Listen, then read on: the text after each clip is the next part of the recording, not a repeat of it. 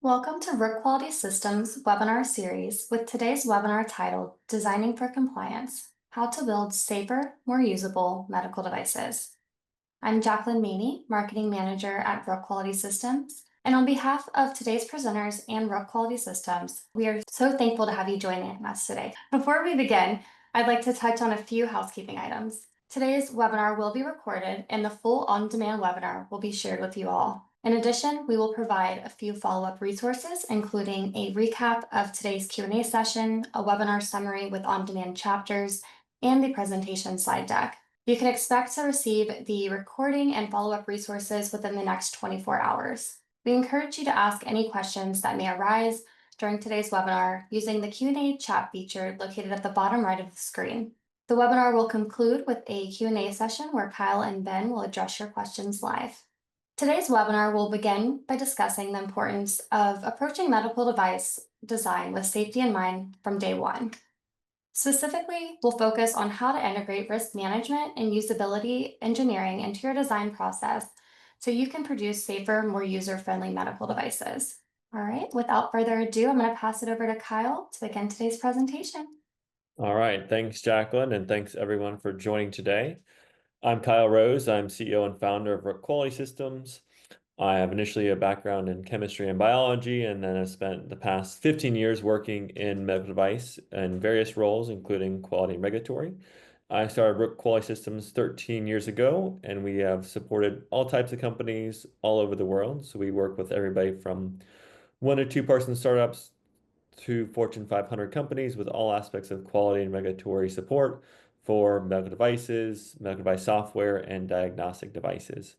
We work closely with many incubator and accelerator programs and also work closely with the NIH. We supported RADx with over 100 COVID diagnostics, pushing them through market as quickly as possible to address the COVID diagnostic need. We continue to support all types of incubators and accelerators, both locally in Atlanta, where I'm based, as well as around the US, supporting new medical device innovation at different locations.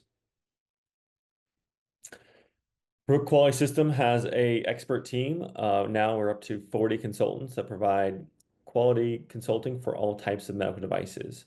Our goal with starting Rook Quality Systems was to find an efficient process for navigating your quality and regulatory needs and making sure that you align that with the scope and size of your company. So really taking a new approach to how can we make this process as efficient and streamlined as possible, but also meeting the regulations and making sure our companies and our clients are compliant with their regulations, both in US and any international markets as well.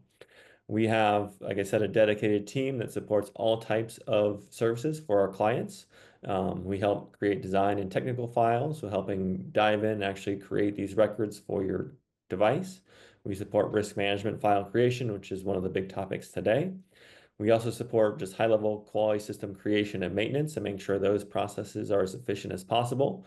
We have a lot of early-stage companies implement quality system, but also help bigger companies that are having issues with efficiency or just want to improve or update their quality system, helping evaluate and find ways to improve efficiency and compliance. We do a ton of regulatory submissions, and we just hired a new regulatory director earlier this month. So we help everything from FDA, 510(k), de novo, PMA filings, EU MDR filings, and additional international regulatory filings as well. We have a dedicated software team that works with SAMD and SIMD devices. We support AI and ML devices as well as cybersecurity, and we do a lot of audit support as well. So if you need any of these services, feel free to reach out. Our contact info is below, and we'll pass it back over to Jacqueline. Thanks, Carl. And thanks for inviting me to be part of this webinar today. As a bit of a brief background, I work for a company called Cognition Corporation, and we are a software tool manufacturer designing software specifically for the life sciences sector, covering medical device and pharmaceutical. And we have been in business and had customers in this sector for over 10 years now. The medical device software itself focuses on supporting the design control process, covering product requirements and risk and test, ideally helping people to build that traceability and get information accessible and available right from the early beginnings of project start. And a bit about me, as I say, I'm Ben Higgett, and I'm the product line manager for the medical device specific piece of software that we have called Compass Med.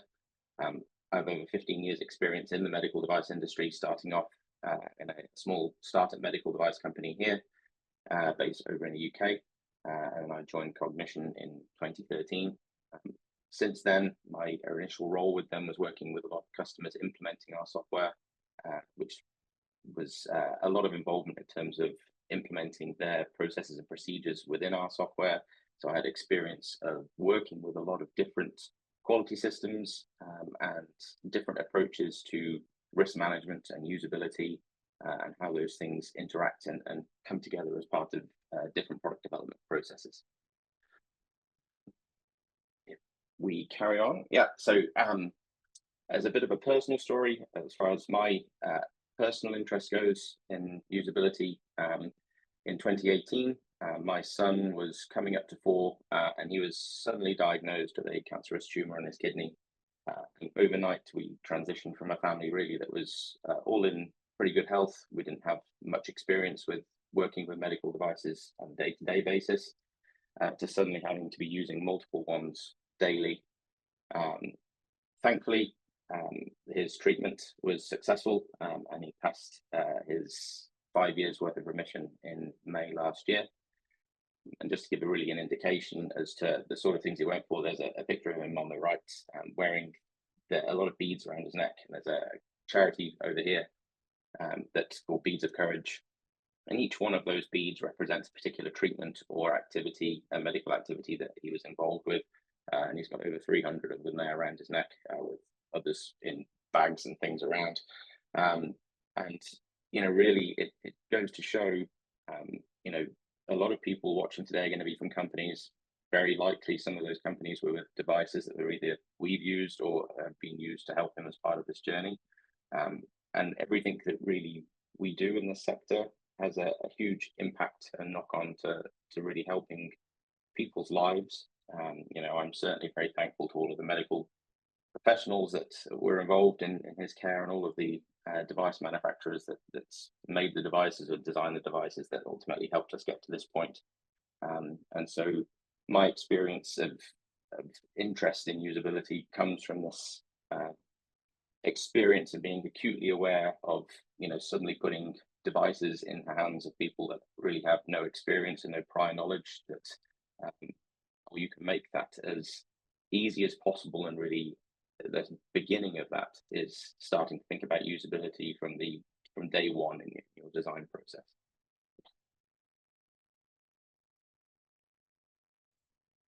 So why does designing for safety matter? Well, realistically, if you look over the last 20 years or so, there's been this profound transformation really in medical devices. They are growing in terms of their capability, and that means their complexity.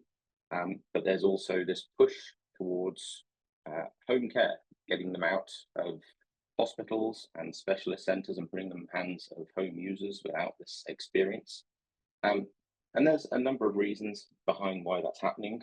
The complexity nature is just generally the advancement of technology and the availability of it, whether that's AI and machine learning, the expanded connectivity and the Internet of Things, or the enhanced computing power that we now have, and the miniaturization of technology that allows us to put these things into smaller and smaller and more portable devices, increasing the number of tasks that one device might be able to do. Coupled with then this push for self-care, you know, which comes from a number of different areas, one of them being a demographic shift as people start to get older or are living with illnesses that are for life, really, things like diabetes or cardiovascular disorders, and people wanting that freedom to not be trapped within healthcare centers to manage those things, as well as just patient preference and quality of life, being able to try and maintain as much more normality as possible, is is there, driving their interest to being able to take care of themselves and do things at home.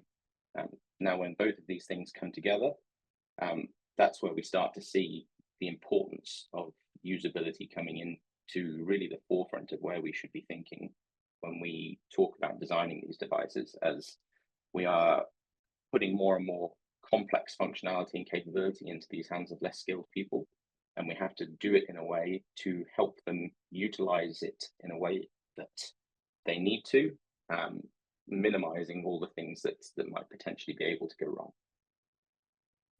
All right, thanks, Ben. And in addition to kind of the design by safety, there's also key regulatory frameworks and guidances that are required for these types of medical devices. So if you are in the process, and I'm sure a lot of the people listening today are designing a medical device or working on a medical device, then there's a handful of regulations and guidance documents that apply to the process of creating a medical device and then also distributing and marketing the device to make sure you have safety, effectiveness, and proper usability for your device. So within that scope and things that we'll cover in more detail today, we have ISO 14971, which is the risk management standard.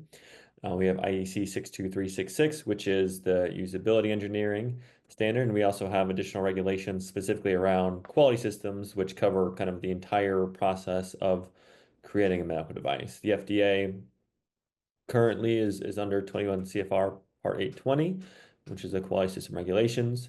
There is a new QMSR that is going to be in effect next year in February. This includes harmonization with ISO 1345. The ISO standards are more international standards that are used around the world, whereas FDA is more confined to the US. But this QMSR brings in the ISO standard to align both, and this is starting again in 2026. FDA also has a specific guidance on human factors and usability engineering, but they also recognize the 62366 standard. So if you are working with a medical device in the US, you need to both incorporate the guidance from this guidance document, but also the regulations from the 62366 as you're developing and testing your medical device. Also want to highlight here, because we'll be talking about it a little bit, there is a EU standard, the EU MDR, that has its own risk management and clinical evaluation and some own risk aspects to it as well. So we'll touch on that a little bit as well. So there are multiple regulations. It's really key, depending on where you're based and what your target market is for your device, to make sure you understand the different regulations as well as what applies for your type of device. So both the risk profile of your device and what regulations you're going to be working towards to get your product to market. Within the scope of the actual design and risk focus, we have a specific process that's outlined both in FDA and aligns with ISO 1345 for designing a device and conducting risk management. Just high-level definition. So risk management is a systematic application of management policies, procedures, and practices to the task of analyzing, evaluating, controlling, and monitoring risk. So really a comprehensive process of making sure you have policies and procedures in place that address risk, and then you have actual practices and tasks that analyze, evaluate, and monitor this risk going forward. Design controls are more focused on the actual design of your device. So this is the same process and procedures that identify how to create your device, how to analyze and test it, and then mitigate any potential device issues. Here below, we have the FDA design control waterfall diagrams. This outlines the different stages of design control, starting with user needs. Those then tie to design inputs, which are more like your specifications or requirements. Those then tie down to your design outputs being how you met the input. So your drawing files, your bill of materials, your material specifications, your source code, all of those things are considered design outputs. Within the loop, we have the verification testing. So that's actually the internal testing you're doing to show that your device works when the proper data or testing is completed. And then the outside scope is validation. So this ties more to the usability scope of, does this device work for the end user, either in a clinical or usability setting? at each of these stages, you also have risk management, you also have design reviews as well. So this is a high-level overview of the design control process and what's needed to design, build, and test a medical device before getting it to market. Within the scope of risk management, because this is one of the main topics of the webinar today, we have this specific standard, the ISO 14971. This standard was published in 2019, is aligned with EU MDR, and also aligned with ISO 1345. It's a comprehensive standard that covers the process of identifying hazards, evaluating risks, defining controls, and then monitoring the effectiveness of the controls. One thing we see a lot, and we'll talk about today, is that a lot of companies look at risk analysis or risk management is just an aspect of their company they do from the start when they're designing the device, but they don't continue it through the full life cycle of the product. Working with hundreds of medical device companies and helping them go from early device idea through commercialized device, you learn a lot about your device once other people are using your device. So making sure that you have an ongoing risk management process to evaluate once you get feedback from your users. So complaints, returns, any of this feedback should be incorporated back into your risk management process to identify what these new risks are and what potential new controls you might need to prevent these risks from happening to additional people. Within this, we have a diagram from 14971 that outlines the key components of the standard. So initially is the risk analysis. So this is identifying the different profiles of risks, the safety characteristics, as well as the high-level hazards and hazard situations tied to your specific device. So this risk analysis is really focused on your device. If you have a software device, they're going to be slightly different than if you have a mechanical sterile device, right? So you really want to address your device within the risk assessment. That ties down into risk evaluation. So the evaluation is actually scoring the risks and identifying how severe and how probable each of these different types of risk are. From the risk evaluation, we then want to implement risk controls. So these are things that we can do to reduce the risk. So things like testing, things like design changes, things like material selection, things like labeling, things like that can help reduce the risk to prevent things from failing when it's out in the market. Once you've done this next step of risk control, you want to evaluate again and see if you've been able to reduce the risk to a safe level. And then you have a high-level risk management review that is part of your main folder and file that covers all of your risk analysis in your risk management file. And then this would then go into the next step of post-production risk. So ongoing monitoring, evaluation of your risk management process and the feedback you get from your users. So yeah, as part of the medical device usability engineering process specifically, and the standard 62366-1, I wanted to touch on the regulatory framework side of things, as there are some slight differences between the US and the EU. And we won't go into them in too much detail, but I think it's important to know. And so 62366 is this international standard for medical device usability, and it's recognized by the FDA as a consensus standard, the EU as a harmonized standard, and in the UK as a designated standard as well.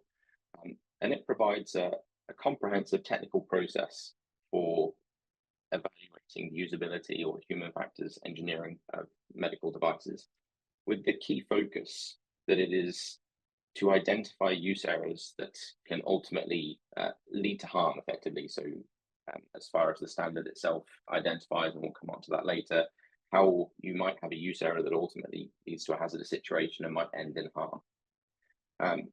What's key about this standard is because it's recognized by the FDA and it aligns with the EU MDR, is there can be a single robust usability engineering process that addresses the technical requirements, but you have a slightly varying regulatory pathway depending on whether it's the US or EU as far as your regulatory submissions go.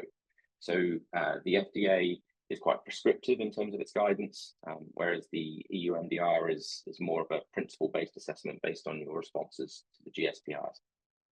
So as a key summary, or the key differences really pulled out, as I said, the US has this more prescriptive approach, where it tells you exactly what you need in your report, and with prescriptive information from the guidance that was released in 2022, where you define different types out of 3, and then what, depending on the type of device, the specific sections that you need to include in that usability engineering report. The EU MDR, as I said, is more interpretive based on the GSPRs. So you have a number of usability related activities, and your product validation has to be included in your technical file. But the extent of that documentation is based on the device's risk class, as well as how you justify or how you answer the GSPRs or respond to the GSPRs. So it's more open to interpretation as to what you might need to include in that information, certainly compared to the US approach of being very prescriptive and saying X, Y, and Z. All right. So some of the key areas as far as the FDA, as far as areas to focus on for your risk and usability when you're in the pre-market side. So these are things that we have identified that we've seen companies that are submitting for the first time have had common deficiencies or common errors when going through FDA review for their submission. So some of the areas to focus on that are important to address both in your planning, but as well as actual documentation you're creating as part of your design and risk and usability files, is identification of critical task and potential use errors. So this is very much aligned with the usability process of identifying what are the critical tasks to use the device, and then how could there be potential use errors from the end users. Making sure you identify, back to the risk side, the effectiveness of the risk controls related to usability. So getting feedback from your usability study and identifying how effective your risk controls are. In some cases, you might need to do an additional usability study to confirm this. The results of the formative and summative usability evaluation. So these should be captured and evaluated and then looked back at your actual design to see if you need to make any changes to your actual device, your labeling, your software, things like that. And then a detailed usability report that outlines the compliance with the specific guidance documents and standards that apply for your device.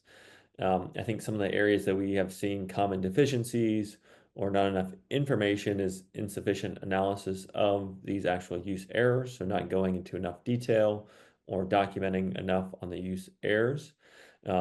Lack of justification on your critical tasks. So this is not just like a list of critical tasks. You should highlight specifically what your critical tasks are and why they are critical. So more of a summary or description of how they are critical to the use of your product. Inadequate sample size or diversity in usability studies. I think one that also ties to this is knowing the different user types. So you can have different user types. If there's a doctor and a nurse that's going to use it, those are two different user buckets. So you need to do a usability study for both, right? So make sure you have a clear definition of the different types of users, and then do usability studies for each different scope. And then common deficiencies would be around actual design, so poor defined user interfaces or use environments.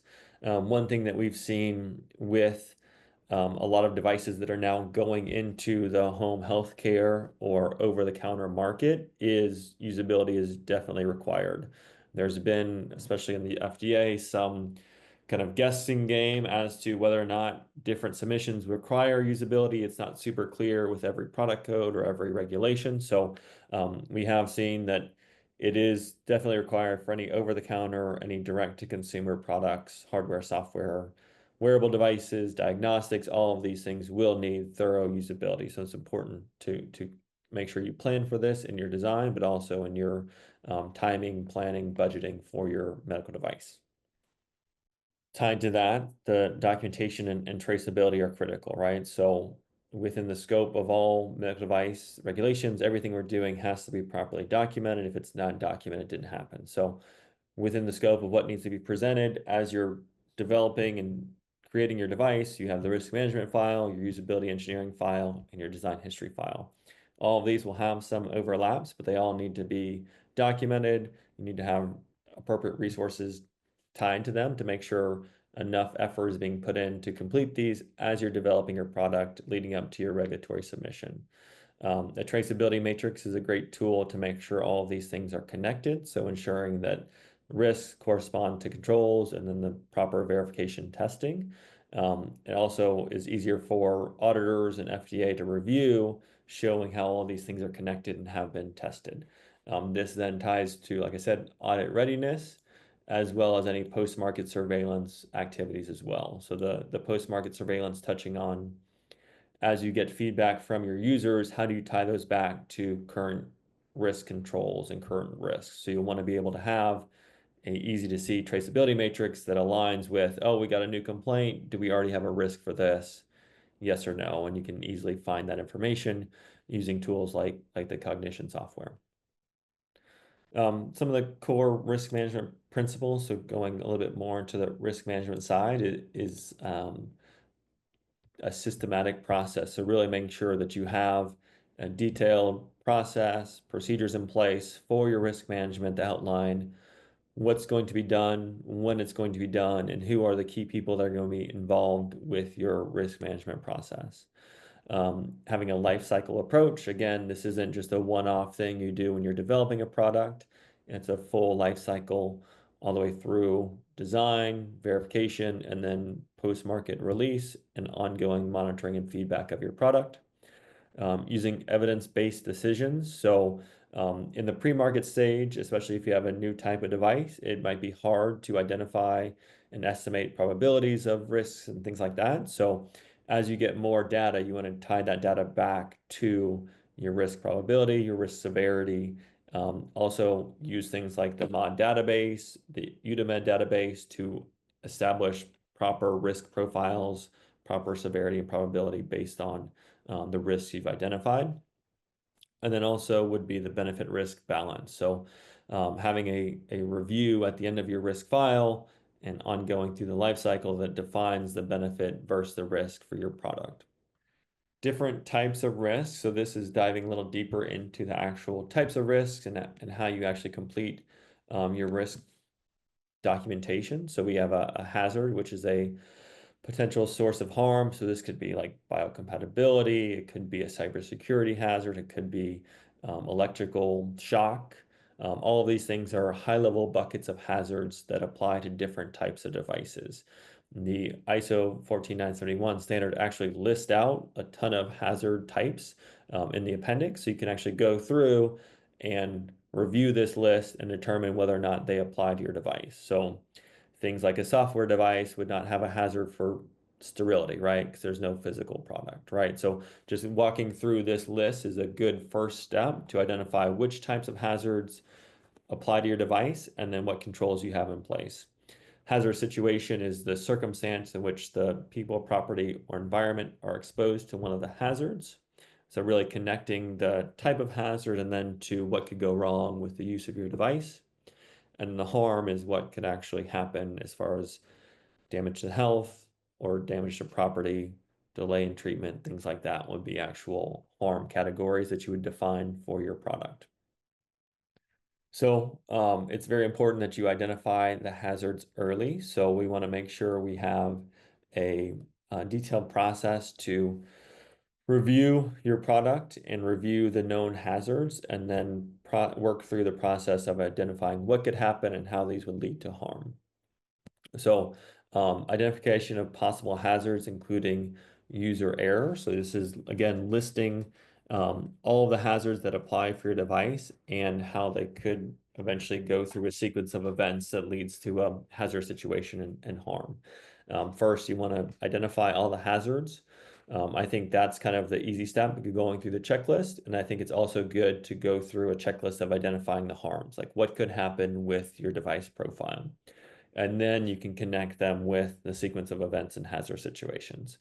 A lot of companies struggle going through risk analysis for the first time. So this is an activity that the Rook team is very hands-on with and leads for a lot of our clients, especially going through it for the first time. But if you're just starting this process, I would say easiest way to do it is to start with the list of hazards and identify which ones apply, and then create a list of harms of what could happen with your device, and then start to connect the two with the sequence of events and hazard situations. Once you've connected and built out this risk matrix, you can start to do the estimation of these hazard situations and harms. So defining the severity and probability for each one. You want to set on an actual scale of severity and probability. Before you start, there's examples in the standards, also available in software tools as well, that you can use these pre-built severity and probability tables to incorporate into your risk analysis and risk evaluation. Next, you want to determine the acceptability levels for each one. So if you want to reduce to no high risk items or no medium risk, only low risk, you can do that and determine which ones need to be reduced and what controls need to be in place to reduce these. Then the ongoing process, number 5, is ongoing evaluation of changes for new hazards as you get feedback or as things change for the device. If you change features, if you add software functionality, if you change any of your manufacturing process, if you add a new user group, so going from a prescription-only device to an over-the-counter device, there's a new user error profile that needs to be evaluated. So really going through the process again as you make changes to make sure you captured all these things in your risk management file. The estimating of risk process is, like I said, it's evaluating severity versus probability. So you want to identify the probability of occurrence and the severity of that harm. So these are two separate things. Severity is how likely this is to be a severe outcome. So if it's something that could result in a severe injury or death, that's going to be higher on the severity chart. If it's something that's just a minor inconvenience or minor delay, then that would be lower on the severity chart. Probability is the likelihood of this actually leading to harm. So again, if something fails and it's much more likely to lead to a harm, it's going to have a higher probability. If something fails and nothing is likely to happen, or there's other controls in place that would prevent this, then it would have a lower probability. So again, reviewing all of these actual harms and hazard situations and determining the severity and probability for each one. So this is an ongoing process. Typically, you'll capture everything and do your initial evaluation, and then you'll go back and add your controls and then reevaluate after that. On to the next slide. So once you've identified the initial evaluation of your risk, then you're going to move into the risk control process. So risk control is aligning with each of these harms and hazard situations. What controls do you have in place to reduce the probability, reduce the severity, or reduce both? So there's multiple ways to do this. Some of the kind of foundational ways are safety by design. So making sure you're incorporating risk analysis into your design to prevent any of these hazard situations or harms from happening. Protective measures in the actual medical device itself or in the manufacturing process. So things like a sterile device or using materials that are already known to be biocompatible are things you can do as protective measures in the device itself to prevent any of these types of hazard situations or harms. Information for safety is also important, right? So having labeling, having training, your quick start guides, any videos that could be used to really get the users up to speed on how to do this. A lot of times with more complex devices, you'll actually send people to train the doctors and physicians, nurses, whoever's going to be using this device in person to make sure they have the proper understanding of the device, the proper understanding of potential risks and potential ways it could fail in person. A lot of startup companies we work with will actually go to observe and support the first few use cases of their device to make sure that these risks are reduced as much as possible.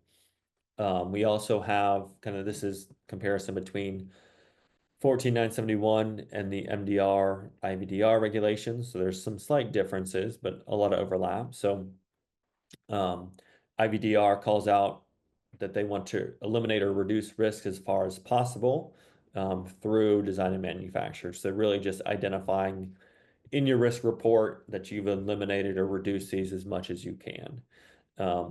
Also making sure that if you have alarms and protective measures in place to reduce the risk that can't be eliminated. So if there are risks that can't be reduced anymore, there are things you can do such as alarms, protection measures, training, things like that to additionally reduce these even more. And then providing information for precautions, contraindications, things like that to new users. So this is a very important section of your user manual, your website, things like that, to have clear documentation of the warnings, precautions, contraindications, kind of use profile of your product as well. So all of these things kind of are highlighted in 14971, but are detailed in more depth in MDR and IVDR. Ongoing from your initial controls into the verification phase. So once you've identified the risk controls and you've started to implement those, you do want to verify that they're effective, right? So there's multiple ways to do this. A lot of it will tie to your actual testing that's completed as part of your design verification and validation. So ideally, you will have identified some potential risks through your risk evaluation and assessment process. You'll implement risk controls into your device design, into your production process to make sure that you've reduced these risks and implemented these things. You can provide training, implement maintenance scheme, things like that. Again, these risk controls should be tied back to verification. So you want to go back and actually test to make sure that these controls are effective and implemented. So that can be additional testing, both validation testing, verification testing, things like that to show that you've reduced the risk. So anything like your electrical safety, 60601 testing, your biocompatibility, your sterilization validation, things like that would be examples of risk controls that were proved to reduce the risk and verified within your risk management process. Some of the common risk techniques that apply to all types of devices and can be used at different phases through the device are listed here. So preliminary hazard analysis is the initial kind of overview process. Typically, this is done early in development and covers the entire scope of your device, right? So if you have a device that has a hardware component, a software component, and potentially a consumable component, you want to analyze everything working together for your completed medical device, right? So this is a high level, what could go wrong? What are the hazards, potential harms, things like that. Failure mode effects analysis, or FMEA, is a deeper dive into the actual risks and failure modes of different parts of the device. So within the scope of the hardware, you can look at each part of the components of the device, how those could fail, and what would go wrong if it was to fail. If it's a process, you can look at the actual manufacturing process for your hardware device and determine if this step is skipped or if it's not sterilized for long enough, what is the risk of this happening and releasing a non-sterile product to the market. Similar for software, you can analyze all the different aspects of the software, different routes of data for cybersecurity. All of these things have specific detailed risk analysis you can dive into for each component of your product. Use hazard analysis is also critical to identify the actual use scope. So identifying how the user is going to use the device, what could go wrong if they don't follow the correct instructions or they don't do things properly. That's more focused on the user side and would be tied to your usability engineering. And then a fault tree analysis is also useful, a lot of times tied to software and what could go wrong with your software system or software device. Each of these can be used throughout the process and integrated into your risk management file. It's good to have a plan that outlines what you're going to do and then make sure you complete them throughout your design process. So when should you begin these risk management activities? So initially, you want to start with project planning. So as you're outlining your design project plan, you want to start with your initial preliminary hazard analysis and kind of identify the scope of your risk analysis efforts, as well as the proper scope of risk for your device. Throughout development, you want to update and define this risk analysis. This would start to incorporate some FMEAs, things like that, and a deeper dive into your hazard analysis. As you update the risk, you need to kind of tie it back to the other risk records as well to make sure they're all aligned. So if you identify a new risk in your design FMEA, you want to make sure you connect that back to your hazard analysis as well. As you've completed verification and validation testing, you can then go back and reevaluate your risk controls and hopefully reduce some of the severity and probability based on the testing you've completed. A lot of times in your pre-market submission to the FDA or for EU MDR, UK Mark, any of these things, you'll actually submit your risk documentation. So you want to make sure all of it is captured. If you're doing electrical safety testing, they review all of your risk management file as well. It's critical that you have all of this documented in the pre-market phase to go into your regulatory submission. And then as we've discussed a few times now, the post-market is ongoing monitoring of risk, handling customer feedback and complaints, and then tying that back to your risk management. A lot of the post-market quality activities, such as complaint handling, CAPAs, non-conformances, also incorporate risks. You want to tie those back to your overall risk profile for your device, your manufacturing, things like that, to make sure you're aligning with the FDA and ISO standards within the scope of your quality documentation. Some tips for strengthening your risk as you're moving through the process is to start early and make sure you integrate this into your design team. Again, hardware, software, all of the functions of your device, make sure that risk is a key part of that development and testing. It is a cross-functional team, so making sure you have diverse perspectives from all the departments, so quality, regulatory, engineering, clinical, manufacturing, all of these people should be involved in your risk management process. It is a living document, so make sure you're updating it as you get more information, as you make progress in your design, your testing. You should be updating your risk file. In that, having a tool like Cognition really helps to make sure you're going through this process at each stage and having the latest version of your risk file ready for any potential audits or reviews. Aligned with the standards and relating guidance documents. 14971 also has a 24971 companion document that walks through how to implement 14971. There's a few other versions for software as well and IVD. So making sure if you have a specific product, there is additional risk guidance for that. And then utilize software tools, like I said, like Cognition, things like that, to help streamline this process, make it easy to see and update for the entire team. Now we'll pass it back over to Ben. So yeah, as Kyle was saying, the importance and the scope of risk management for the device is obviously well known in the industry. And usability engineering is just one of those integration points where we are starting to introduce or have to think about what could ultimately lead to a risk where there might be an element of harm.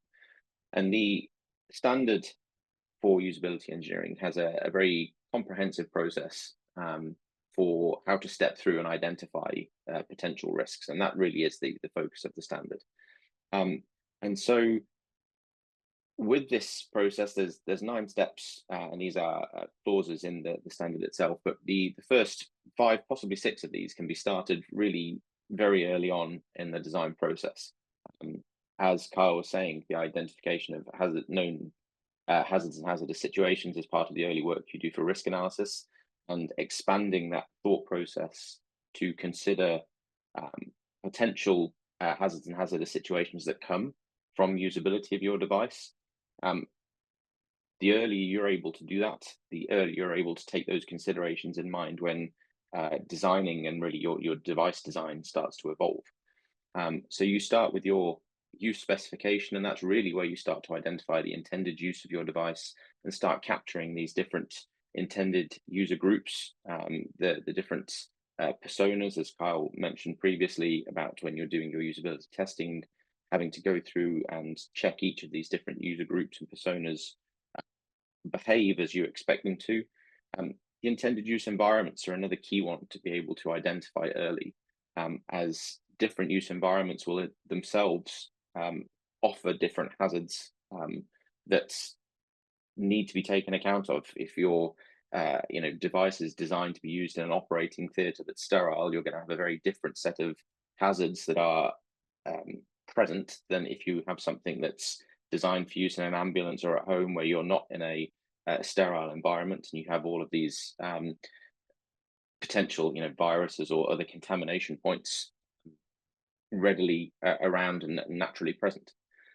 So starting this work early on in the design process and really thinking along those lines of who's going to be using my device and how are they going to be using my device, and how are they not only going to be using it in the use environment, but also time of day and things like that are really important. Is it going to be somebody that's wide awake during daylight, or is it somebody that's waking up in the middle of the night in poor light, half asleep? All of these things can have an effect on ultimately the usability of your device and the likelihood of resulting in some type of harm. So in order to really start to evaluate and identify use errors, we have to really understand what they are. And the standard itself describes a use error as a user action or lack of user action when using the medical device that leads to a different result than intended by the manufacturer or expected by the user. And that's important in terms of really qualifying use errors when thinking about them, in that there's a lot of use error assessments I've seen before where people will identify the perception and cognition stages of use of a device. So perception, whether that's misreading of a display, or the cognition, whether understanding the information that's being given to you, and have qualified them as use errors themselves. But the use error, according to the standard, only comes at this action stage when the user is either doing something or not doing something they should be. And the perception on cognition phases or parts of this use error are the underlying causes towards leading the user to make that decision in terms of acting or not acting that way.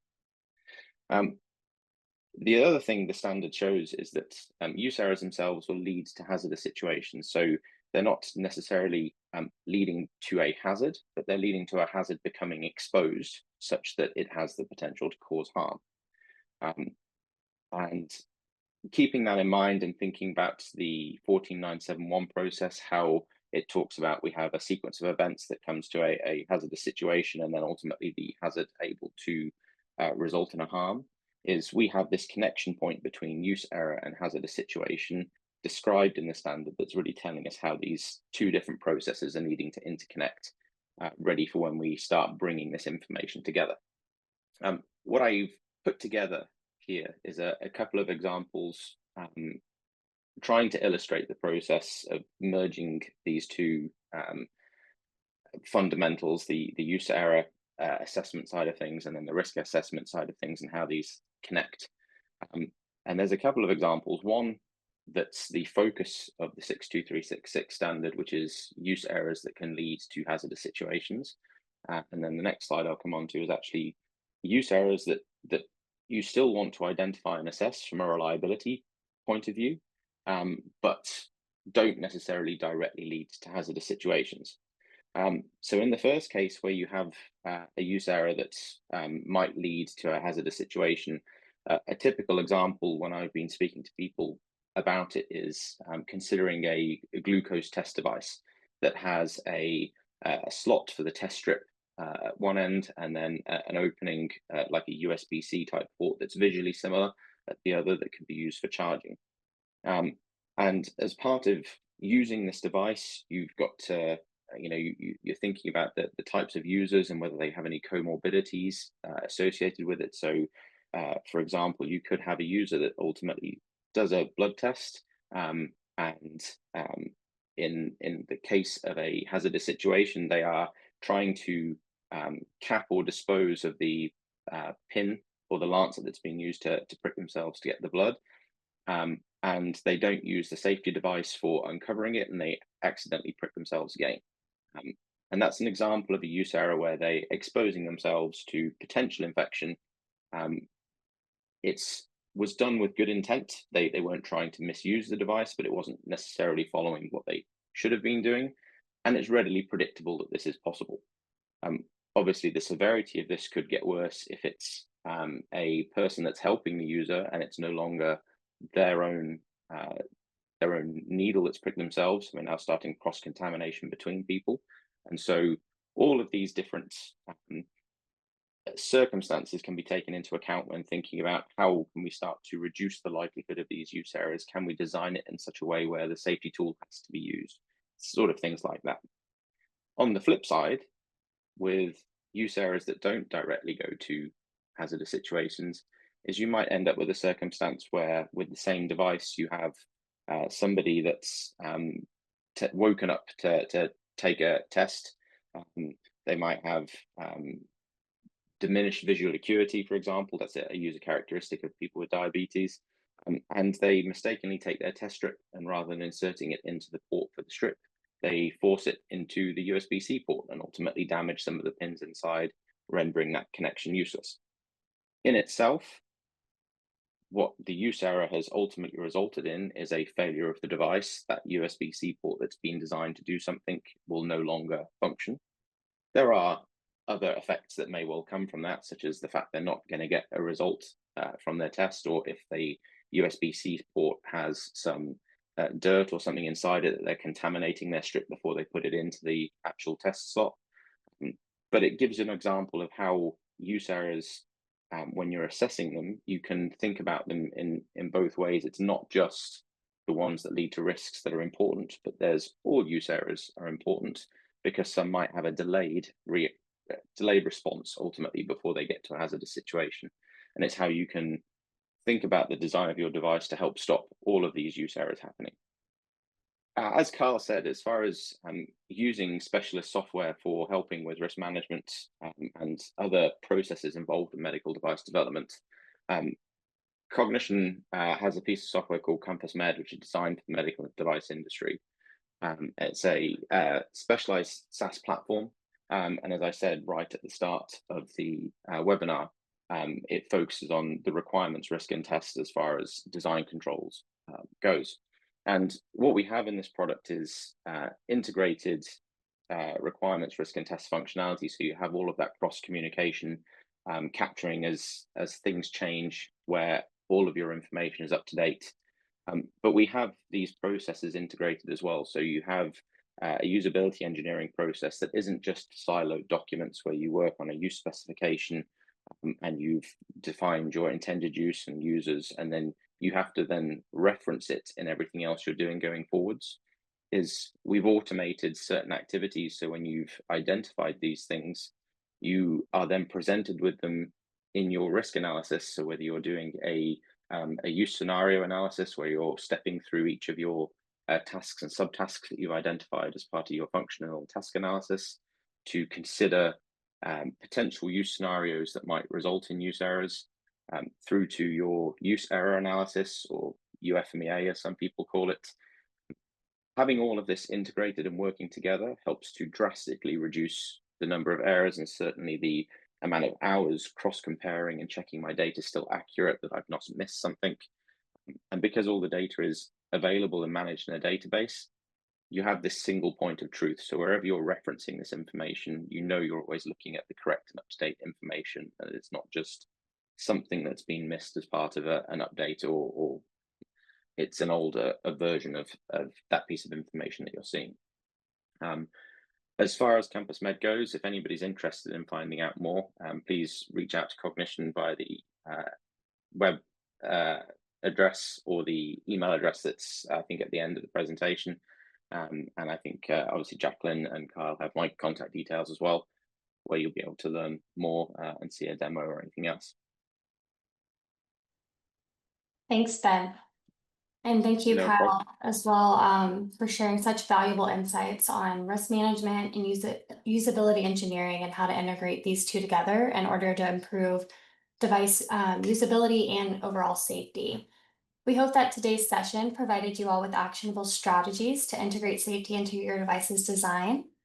And before we dive into the Q&A session, I just wanted to remind you all that today's webinar recording, slide deck, Q&A recap, and session summary will be emailed to you all within the next 24 hours.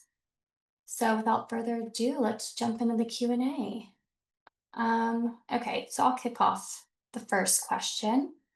So Ben, this one is more geared towards you, it sounds like. So you define use errors from the user's perspectives, intended versus expected result. But if the manufacturer designs a device, aren't all errors ultimately design flaws rather than user mistakes? Why would you blame the user? That's a good question. So the definition of the use error, as far as the standard's concerned, is that's user action or lack of action that leads to the different result. So it's not really about blaming the user so much as really the focus being identifying what the user could do in terms of whether you're compared to what you're expecting them to do, and then improving the design to try and make sure that they can't do that. So it's not blaming the user, and ultimately it does lead or imply that the design could be improved. What you're trying to do is get to a point where your design is such that the user can't make those choices or indecisions or wrong choices because your design has taken account of that possibility. Thank you. That was great. Okay. Do you guys want to just pick the next question that looks good to you guys? Got a few that came in.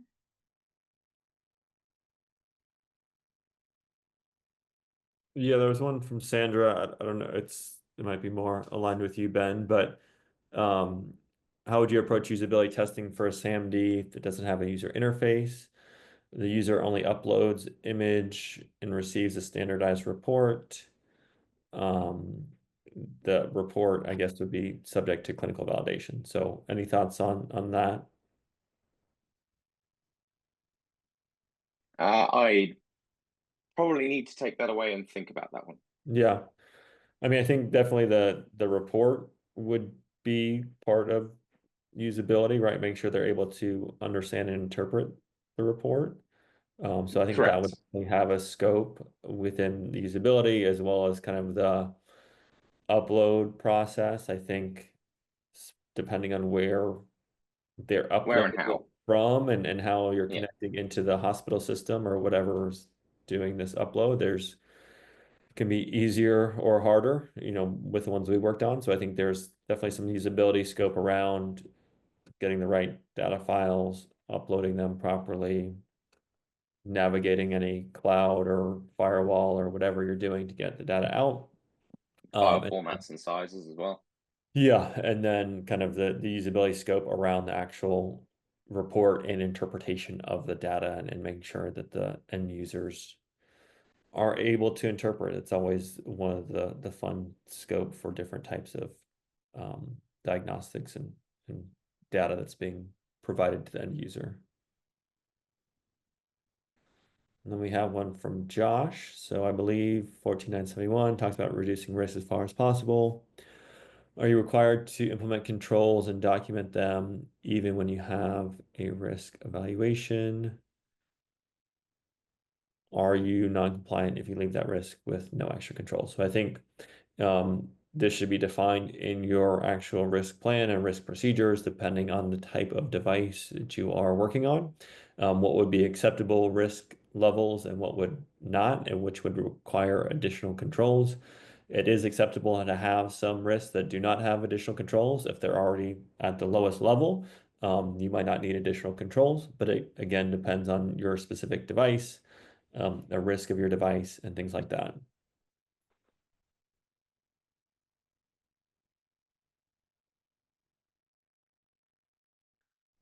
And then I think we got one more that just came in from anonymous attendee. Um, is the term use error invalid to use, meaning there is no such thing as user error, but must be analyzed under use error? So yeah, is the term user error invalid to use? So I think they keep it use error to avoid that blaming of the user. So a user error is immediately implying some sort of blame that the user isn't doing what they're supposed to. And really, a use error can happen when they are doing what they're supposed to. They've just done something wrong or not done something they were supposed to, despite their best intent. So I think it's more of a language thing in terms of trying to avoid saying, well, it's the user's fault. We don't need to account for that one.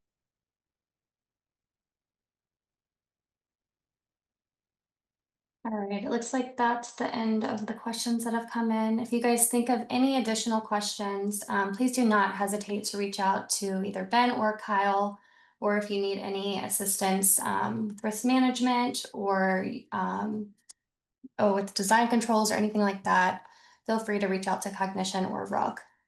But we are at time, so I'm going to end the webinar here. But thank you all for joining us, and thank you, Ben and Kyle, for your time today.